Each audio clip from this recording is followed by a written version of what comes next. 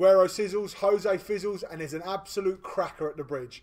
This is Premier League game week 2, and this is a Top Bins Premier League show.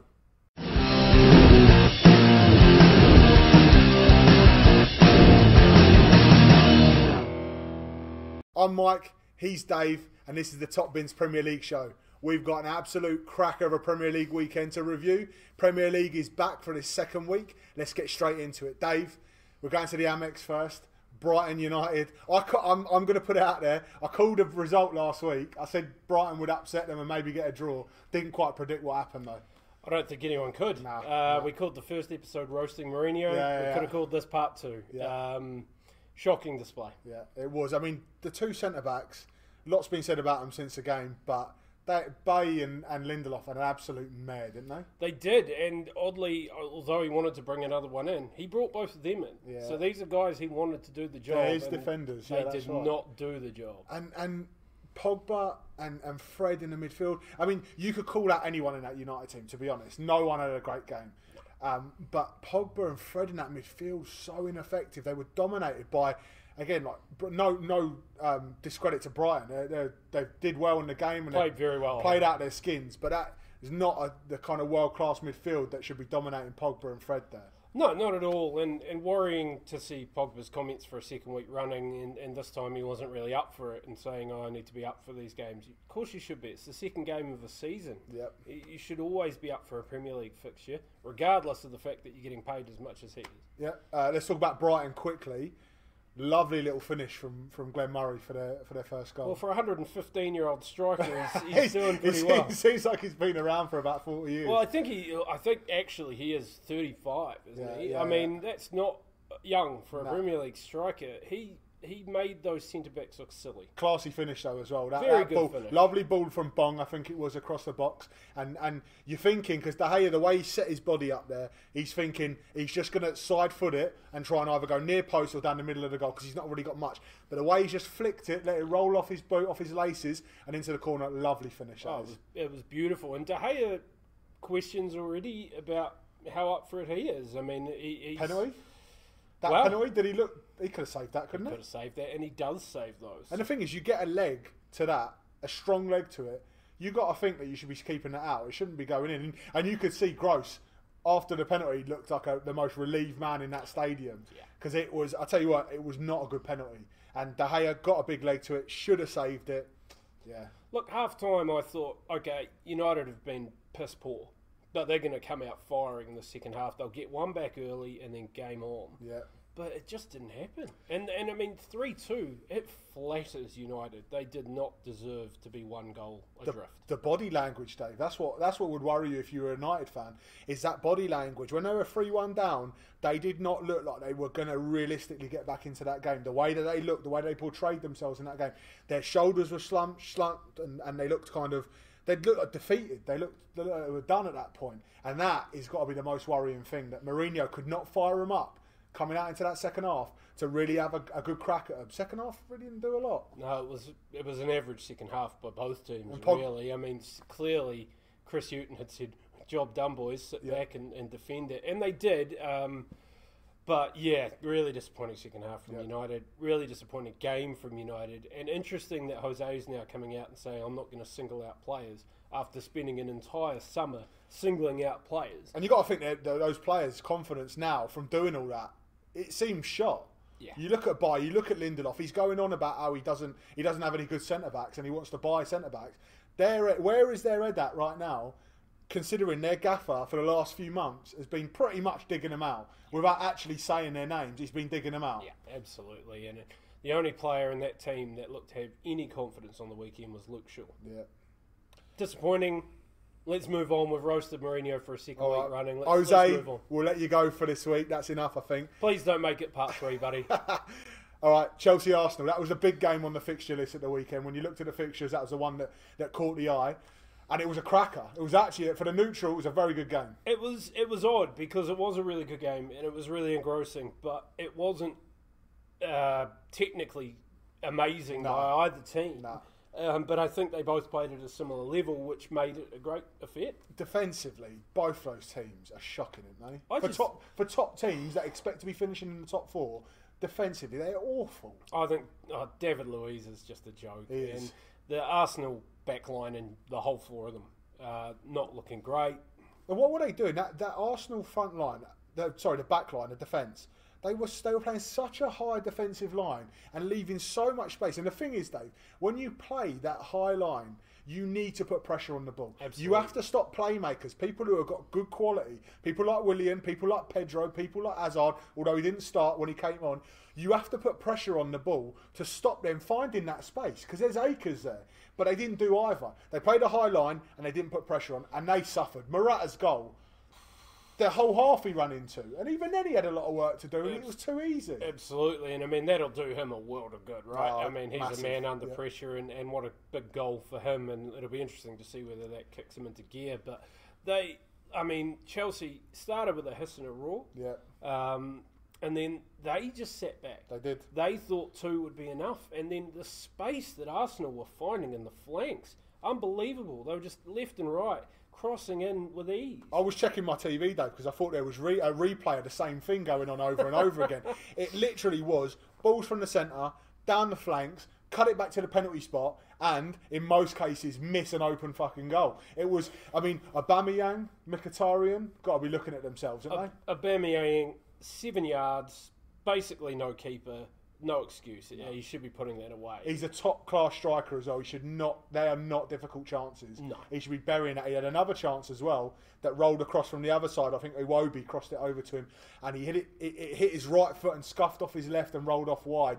He's got to be burying those chances. And Iwobi did bury one, but then he was guilty of missing a couple. Mkhitaryan scored the harder of his chances, missed the easy one.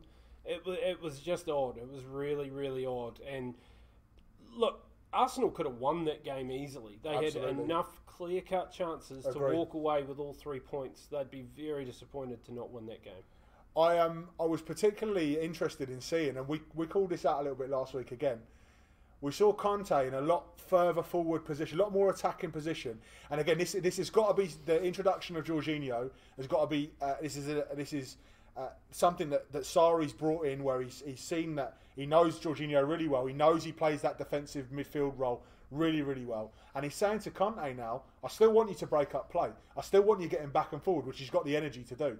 But I also want you getting in the box now. And that's interesting, because you're seeing a different side to Conte's game. Well, he's become more of a box-to-box midfielder over Has, 2 games, hasn't he? And isn't he looking great? Releasing the shackles, he's got pace. Yeah. He had a couple of great chances. And he broke into that box a lot of times. And you're right, he did have a couple of chances. Not great chances, but he had a couple of chances where he could have got on the score sheet again this week. I can see him getting 7 or 8 goals this season and really chipping in. Absolutely, and without losing anything back in defence. I think he still will be that force at the back, but he's been given a bit more licence, and so far it looks like he's loving it. Last word on the Arsenal-Chelsea game. Who caught your eye for Arsenal? Because, they had a few, for me, they had a few bright spots in the game. Not a good performance overall. Defensively woeful, but who caught your eye for them? Well, again, I think it's much like last week. You're looking at young players coming into the team and playing better than their more experienced teammates. Guendouzi again. Another good game. A second great game in a row. Yeah. And for me, probably their best player. Yeah, and look, although we mentioned him earlier, missed that second chance, Iwobi, I actually thought, until he got subbed off, I thought Iwobi had a good game. I thought he played quite well. He did, and certainly his missed chance was a lot harder than his far more experienced and higher paid strike partner. That's right. City Huddersfield. Kind of what we thought it was going to be. We both called a drubbing there, and we did. I didn't expect a goal from Huddersfield. But boy, Man City. What do you say? I mean, they're doing what we thought they would do, but it's not easy to do that. It's not easy to go into a season after you've had such a great season the season before and have so much pressure on you to perform.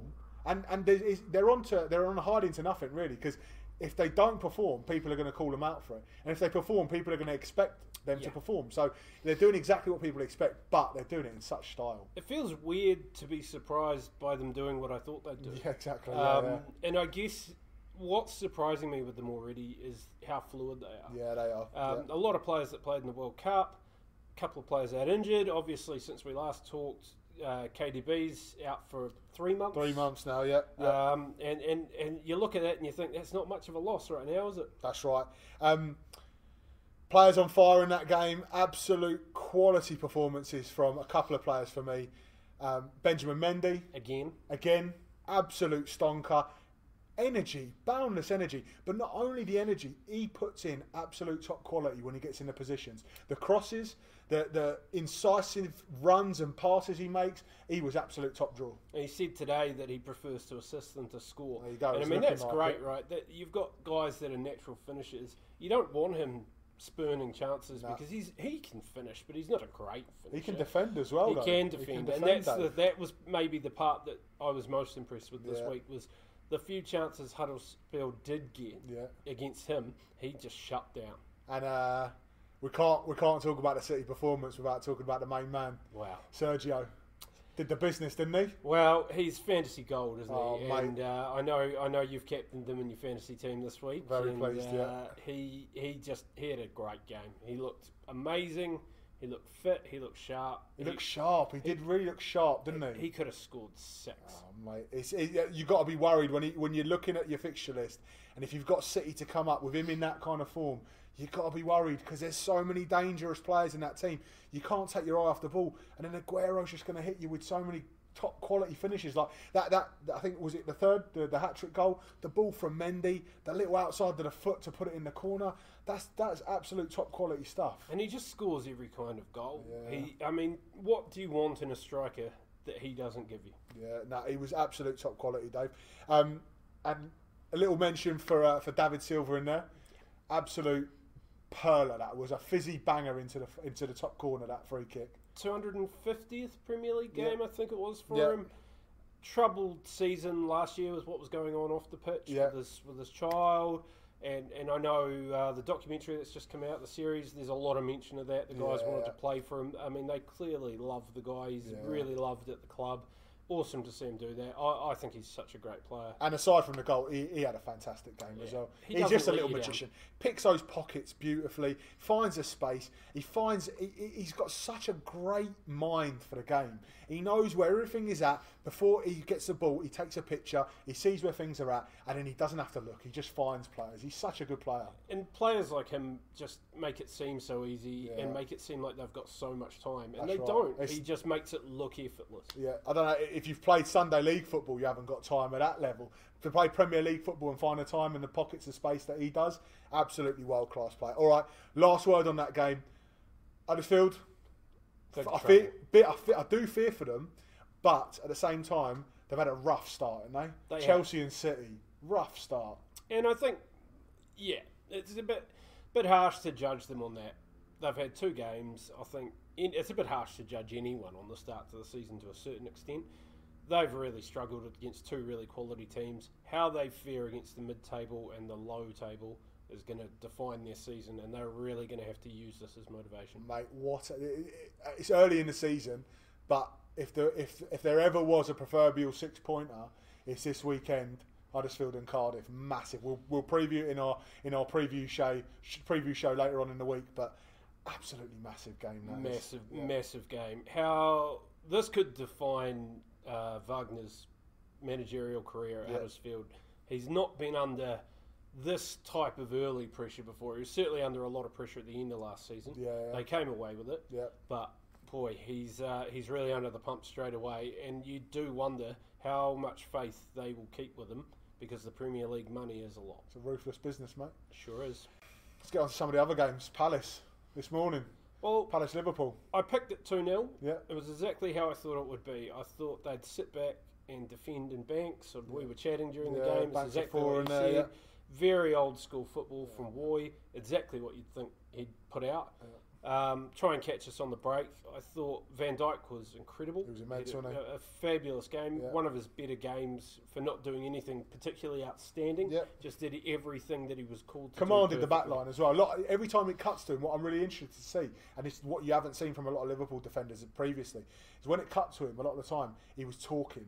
He's shouting, he's commanding, he's talking to his backline, he's telling his midfield what he wants from them, and that's really important. You haven't had that for a long time. We're not since Jamie Carragher, and that's exactly why we bought him. And Klopp's come out today and said 75 doesn't seem like a lot now. And when our performances with him have been amazing. And Joe Gomez looks a different player when he's standing beside Van Dijk. Young lad as well, Joe Gomez. He has a lot to prove as well, and he's so far doing great. I mean, if Matip comes back this week from injury, I don't know if he walks back into the team, and that says a lot for Gomez. But I want to shout out Naby Keita this morning. Yeah. Okay, he might have been at fault by giving a ball away that very, very close to a goal from Townsend. Yeah. But at the same time, some of his touches, some of his ability to know where his teammates are, to find space, dictate the tempo of a game. Yep. This is a 23-year-old in his first couple of games in the Premier League, and he looks at home. Lovely little Cruyff turn and ball over the top for Salah. First half, wasn't it? That was lovely. That's just porn. Palace, credit to them, did well. They had a game plan. Yeah, they had 2 backs of 4 set up every time, and they were defending deep and 11 men back in their own half. But did a very good job. And when they did have the few moments where they had a bit of ball in Liverpool territory, they actually looked all right as well. They didn't look like they didn't look bereft of ideas. No. Townsend hit the bar with a decent effort from distance. I mean, they weren't awful. They were decent competition for Liverpool today. Oh, I sat there pretty nervy throughout. Yeah. They've been a bogey team for Liverpool for a few years now, and I wasn't certain of it until the second one went in, if I'm honest. Yeah. But yeah, I think they played pretty well. I think they managed with the press pretty well. I think a lot of teams will look at how they dealt with the press. They were very vulnerable on the counter. They were. The red card came off the back of their corner. Definitely a red card, wasn't it? Absolutely. Like, the thing is, you look at it, right, and it's one of those ones where, like, he's genuinely tried, the first attempt, he's genuinely tried to get across and play the ball. But the problem is he's behind Salah, and he's lost his balance on trying to play that. And then as he's fallen, his knees clip the back of his heel. It's got to be off. He's just got to be. He knew. The second he turned around, the expression on his face was the kid caught in the cookie jar. He knew he was off. Sorry, Mum. That's what he did. That's right. And the penalty for me was a penalty. Yeah, it was. Well. And again, we were talking about this earlier. I love Michael Oliver. Refs don't get enough credit, but he was right on the spot with that. He was looking directly at it from about 4 or 5 yards away, and as soon as he saw that contact, he no hesitation, he pointed to the spot, and it was a great bit of refereeing. It was a penalty. You look at it back, it's a penalty all day. And Sacco's legs will always be his problem. Yeah. He's great in the air, but his tackling on the deck is pretty suspect at times. Yeah. I've seen him slip over just dribbling. Yeah. I mean, the nickname Bambi suits him beautifully. Yeah. I think he knew it was. He protested. I think fair penalty. Maybe the scoreline flattered Liverpool a little bit. I think they still need to find their feet in these kind of games where a team's going to defend. Just sit back, But versus last season, where we were dropping points in these games, you might have drawn that one last season, so you've got to be happy with it. Jimmy Milner buried the penalty, and then Sadio with a second to finish it off. Mo Salah, just quickly finishing on this game. Mo Salah, I mean, you won, and he had chances, but he didn't quite look the same as Mo Salah. No, he hasn't found his rhythm yet this season. I'm not concerned. I mean, you don't lose that kind of quality. It's a big season to follow up on as well, and it's very hard to think that a player can do exactly what he did the season before. Still effective. He's still got tons of pace. He's still super dangerous, but just looks a little bit off where he was last season. Yeah, and I think he not having much of a break, having the injury in the Champions League final. Couple of weeks I think he'll be good, but there's a couple of big games coming up, and certainly Liverpool are going to need him for those big games. We've got Chelsea and City in consecutive weeks in September. Yep. Really need him firing by then, but I think a game at home against Brighton will be maybe just the tonic for him. Let's go to Wembley. Spurs and Fulham. What do you think? I'm not going to call myself out again. No, I will actually. Harry Kane scored in August. And call me out on this one, Dave. I got the 3-1 as well, mate. You did. Mike picked it exactly in our pre-match predictions. Combination between us, we got it almost spot on. You got the Kane goal, I got the result. That's right. Look, I'm happy for him. Yeah. I think putting a piece of a stat like that behind you, it's got to be great for him. You can see that his teammates were delighted as well. Dele Alli and Ericsson when they went over to him, big smiles on their face. Very happy. And he's saying, "I wish every game was in August," he's embracing it. But what about a shot that came off the crossbar? The Yep. power in that shot. Yep. I mean, that said to me before he'd scored, boy, he really wants this. He had a feeling. To be honest, he could have had a few on Saturday. He had a good few chances, and to be honest, it weren't really through poor finishing. It was just through a bit of bad luck and a bit of the run of the ball that he didn't get. But he's off the mark. Yep. He's up and running. It's dangerous. Again, another striker like Aguero. You don't want him up and running and firing and feeling confident, because when he is, United might feel the brunt of that next week when they play him. But anyway, mate, he's just picked up from where he was from the World Cup. What a free kick that was! Even better than the World Cup. It was a fabulous free kick. I mean, the bend on that, again, technically, that is such an hard thing to do. To have a ball so central, I mean, it was pretty central. He didn't really have it either side. He's picked a corner, he's hit it with power and a lot of bend on it. That's impossible to save. There's no keeper saving that. No saving that. Yeah, great goal from Trippier there. I thought Fulham looked all right in spells. I thought they were, again, I think this is another one where I think the scoreline maybe flattered Spurs a little bit. I think Fulham showed in spells. The first 20 minutes, they didn't look at it, Fulham. Defensively, all over the shop. Going forward, they didn't look like they had many ideas. But then Sessegnon started to get into it. Anguissa started to get into it. Mitrovic got into it, hit the post later on in the second half. They had chances. They play some good football, Fulham. They do, and I think they'll find their feet in this league again.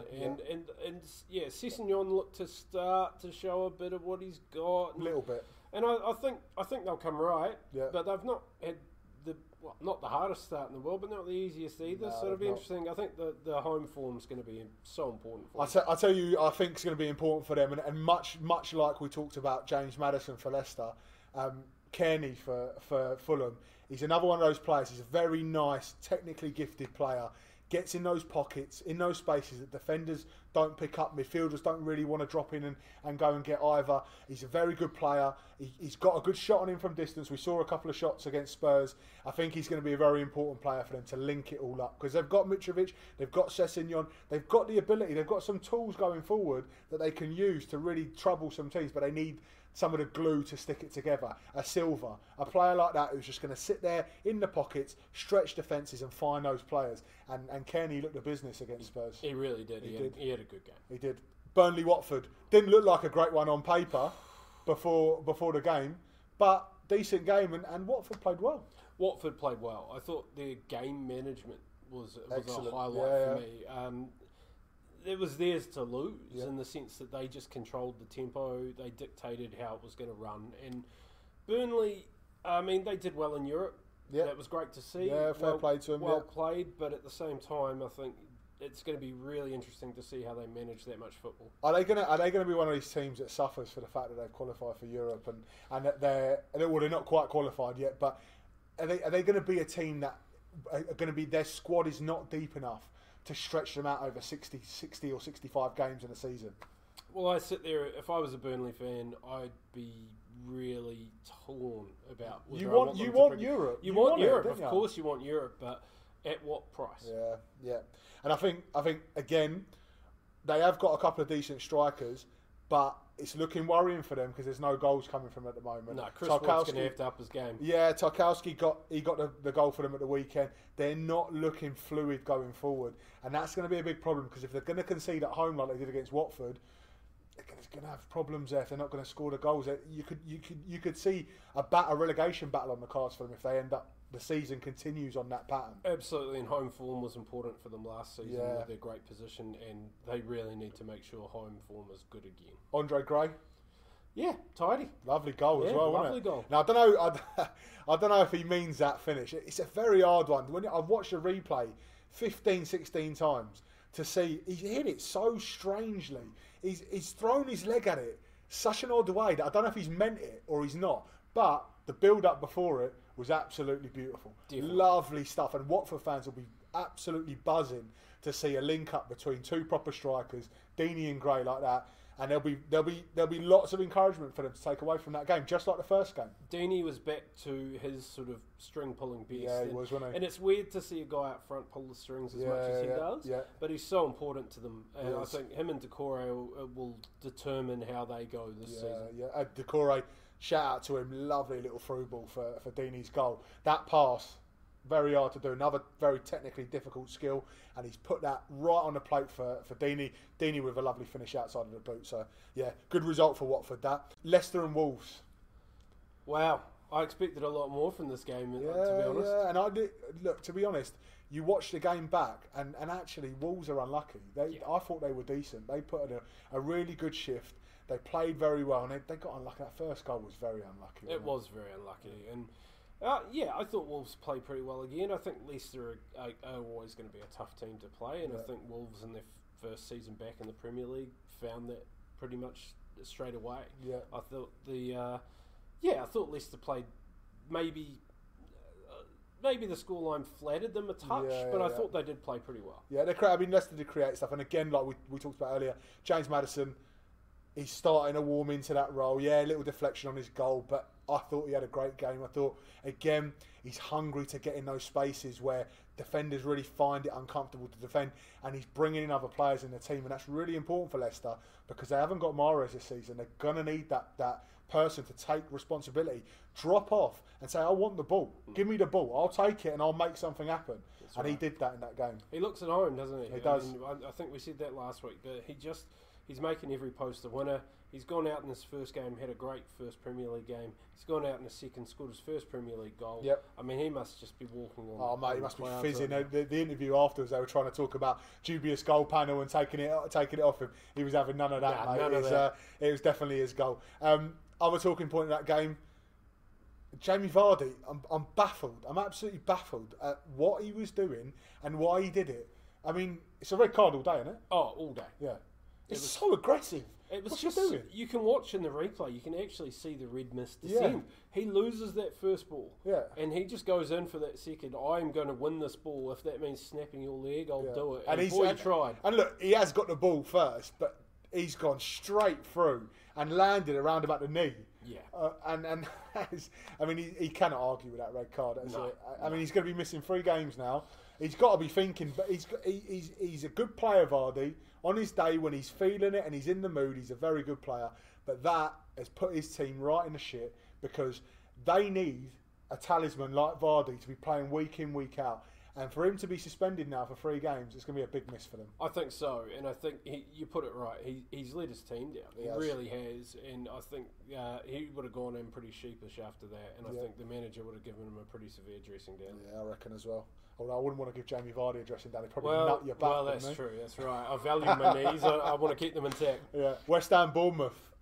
They stink of it, West Ham, for me. I know we had this chat last week about they in patches they looked all right against Liverpool. I think they stink of it, mate. Their average players that I called out last week played bang average. Well, look, last week you were pretty severe on them, and I obviously watched the game well because it was a Liverpool game, and I took it in. I thought, they were compact and they did some good things, but it was like they just took that and threw it out the window. And admittedly, they lost 4-0, but all the good things they did last week were gone, and that left nothing. Yeah. They were awful. I'll tell you what, as well, the thing that really worries me for them and their fans, though, is that back line, I'm telling you now, that back line is there for the taking. If Bournemouth can create the amount of chances they created away at West Ham, what are a City going to do? What are Chelsea going to do? What are United going to do? What are Spurs going to do? They are in for a few pastings this season with Ogbonna, with a 33-year-old Zabaleta. I tell you what, they are Balbuena. None of these players are Premier League quality anymore for me, and I think they are going to struggle big time this season. Felipe Anderson must be wanting to pack the bag back up and just head off. I'm telling you. I thought they were awful, and big problems. The crowd were leaving early. Yeah, 10 minutes before the game, emptying out again. Pellegrini's called them out, but to be honest, what's he put on for them to enjoy? And I'll tell you what, the danger there, Dave, is that this is already a sign that toxic atmosphere that they had there last season, towards the end of last season, it can very quickly come back. Yeah, they've spent money, but performances like that are not going to go down well with the fans. Well, I would rather spend no money and play like that than spend the money they have and play like that. That's right. It was awful. And look, shout out, Bournemouth played very well. What a goal, Callum Wilson. Callum Wilson's goal was fabulous. Oof. I mean, that was one of the goals of the weekend. Yeah, it was absolutely stunning. It was beautiful. Watched it numerous times. Really shocking defending again, though, Dave. Absolutely. It was terrible defending, but he's done well. Credit to him. They gave him the opportunity, and boy, did he take it. Yeah. He played very well. But, yeah, West Ham, real problems. Only bright spot for them potentially up front with Arnautovic. You've always got a chance of getting a goal. He's a proven Premier League goal scorer. He can get you goals, but I tell you what, with that two in midfield as well, with Noble and Wilshere, there's going to be a lot of goals conceded for West Ham this season. I think what we saw Huddersfield go through on the weekend, West Ham are going to go through a lot worse. I honestly think I'd certainly rather be a Huddersfield fan than a West Ham fan right now. I'm calling it now. I think Pellegrini's going to be the first one for the chop this season. Yeah, well, Mark Hughes is there, therefore he's going to be in the running, but I'd find it hard to bet against that. Talking about Hughesy, let's go over to Everton Southampton. Couldn't have happened to a nicer bloke. He's a smug old fella, Mark Hughes. I'm not his biggest fan for his QPR days, but Everton looked all right, didn't they? They did again. Yeah. I think Marco Silva I've got a lot of time for. Yeah. He was great at Watford. He should have been at Everton last season. Yeah. I think he's building something there. That here's a team that spent a lot of money. Some of the signings last season were questionable. But this year, I feel like the money's been well spent. Yeah. I feel like he's gotten through to the players how he wants them to play, and they've stepped it up again this week. Richarlison obviously scoring again. This is great header. He's looking fabulous there, isn't he? And it's going to be that consistency. We spoke about it last week. He needs to keep that going, but all signs point to a great season for him. I'll tell you what really looked good for Everton, and they'll be pleased about. Not just Richarlison there, like you mentioned, Dave, but the link up play that Sigurdsson and Walcott. Absolutely. They really looked good together. And if Walcott can stay fit, that's the big question.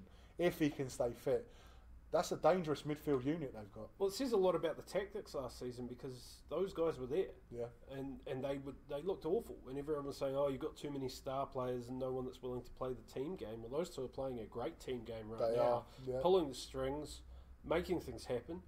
I thought they looked $1 million this weekend, but I have to say, Jordan Pickford's a lucky fella. He is a lucky boy, isn't he? I mean, give him credit. He dropped that shot and then made an incredible save on the follow-up, but he dropped it first and foremost. And I tell you what, he's wearing a bit of a hangover, a World Cup hangover, I think. I think he's overconfident at the moment, and he's probably a little bit fatigued from the summer, and I think he's not looking the goalkeeper that we saw in the World Cup and that we saw towards the end of last season as well. For Everton, he's a very good keeper, but at the moment he's not looking his best. That challenge on Ings, that's questionable. I mean, he's ripped his shirt, hasn't he? He's ripped his shirt. You can see clear stud marks down his back. Danny Ings, and shout out to Danny Ings, the goal clearly got his goal, mate. Yeah, it made a lot, didn't it? I mean, you can't help but feel happy for a lad who's been out for so long with injuries, shown so much potential before that, to come back and get a goal, get his move and get a goal. You got to feel happy for him. It's good for him. It's odd because Klopp didn't want to sell him. He really didn't, but he liked the guy so much that he didn't want to deny him no football. Room for him there. Yeah. And I think credit to Liverpool for that. They don't want to keep a guy just because. And it's great to see him score a goal. I was really happy for him, but that challenge. I mean, dodgy, wasn't it? What's your call on that? I reckon. I mean, it's a difficult one, and again, it's a question of intent now. His foot is high, and if we think about Edison last season, Mane, it's not exactly the same, but it's similar. He's come to get the ball, and he's trying to get the ball, but reckless play is reckless play, and being out of control is being out of control. And where do you draw the line? And I think it was right on the edge. Yeah. I think it could have gone either way. I can understand why the ref's not sent him off, but I wouldn't have been surprised if he had sent him off. No, that's a coin toss, isn't it? I mean, next week that happens, that could be straight red. Yeah. Look, I don't. Last word on Southampton. I don't fear for them this season. I think they've got the two ex-Burnley lads up top with Ings and Charlie Austin. I think they've got enough about them that they'll probably survive this season. Probably have a comfortable mid-table finish. They've got goals in them there. They've got decent players. I think they'll probably be all right. Yeah, I think nothing like last season, and good because they're a quality Premier League side. They're good fans. To be there. They bring young players through. It's what you want to see, isn't it? Absolutely. Final game of the weekend: Cardiff against Newcastle. It was a shocking game. But a little bit of late drama in there. Well, so I'd tagline it Kennedy's shame. Yeah. What a game. After last week, we sat here. Sung his praises, and he went and did that. Wow. I think he had 2 passes in the first half. Yeah, he was finished awful. the game with 14 passes and a 57% pass completion rate as one of your main outlets, and then the penalty. I think, Kennedy, if you've been watching the Top Bins podcast or the Top Bins videos on YouTube, it might have inflated your ego a little bit, mate, because you had a shocker, absolute shocker. Right. Well, we have got a few subs since last week. I haven't checked, but it could have been him. But I just don't get it. He walked out in the first couple of minutes. He looked full of confidence. He looked full of running, and it just went downhill. It went off a cliff. It didn't go downhill. It was just straight. And that penalty, that was rubbish. That's one of the worst rubbish penalty. You're talking about Gross having a rubbish penalty. That was. I mean, again, credit where it's due. Everidge, 2 weeks in a row, has made a penalty save, and fair play to him for that. But it was a shocking penalty. Terrible penalty. Summed up his game. Yeah. Why he was taking the penalty, I have no idea. Yeah. I can only assume he said it's mine. Yeah. Why Shelvey didn't take it? You'd expect Shelvey to step up and he would have buried it. Yeah. Absolutely. Yeah. And I just think, Benitez looks so frustrated on the sideline. And then we've got, and again, we're talking cards. Yeah, red card again for Hayden. When I first saw it, I thought, that's probably a bit harsh. It looked a little bit harsh. Yeah, it was a tackle from behind. When you look at the replays, very high up on that leg, coming from behind.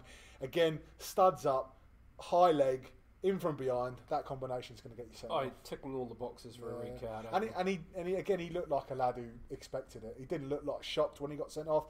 I think it was a red card all day. What gets me is always referees' consistency. Yeah. And as much as I agree with that decision, I couldn't disagree more with the Arthur decision. It was not a carbon copy, but it was pretty similar. Yeah, it was very dangerous. Very dangerous, very high, very aggressive.